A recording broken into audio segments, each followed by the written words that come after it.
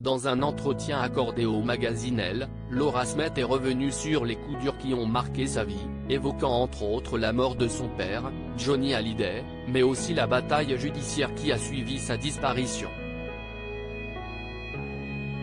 Le 5 décembre 2017, Johnny Hallyday tirait sa révérence. Une disparition qui a bouleversé des millions de fans, mais aussi la famille du chanteur. Celle-ci n'était d'ailleurs pas au bout de ses peines, puisqu'à la douleur provoquée par la perte du taulier, s'est rapidement ajouté le déchirement causé par la bataille judiciaire autour de l'héritage. Ainsi, au moment de la répartition des biens, deux clans se sont dessinés, Laetitia Hallyday et ses filles d'un côté, Laura Smet et David Hallyday de l'autre. Une guerre très médiatisée qui a fini par se conclure en 2020, grâce à un accord définitif. De l'héritage de Johnny Hallyday, Laura Smet a pu récupérer quelques affaires personnelles, ainsi que la moitié des biens immobiliers qu'elle partage avec son demi-frère et ses demi-sœurs. L'autre moitié a été conservée par Laetitia Hallyday, qui doit également rembourser la dette laissée par le taulier, estimée à 30 millions d'euros. Côté tension, la relation entre la fille aînée et la veuve de Johnny se serait, elle aussi, apaisée.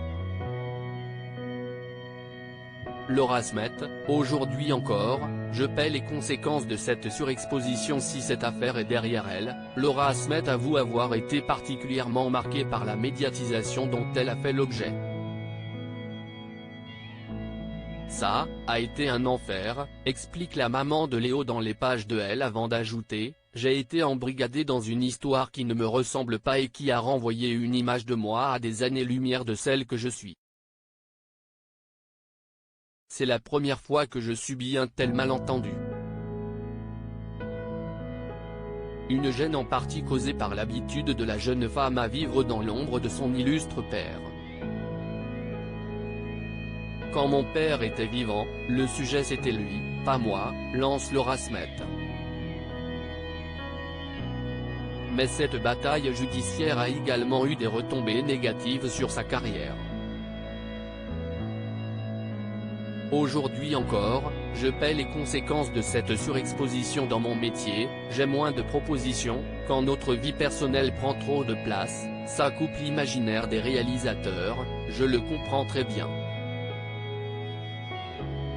Mais mon métier me manque énormément, conclut-elle.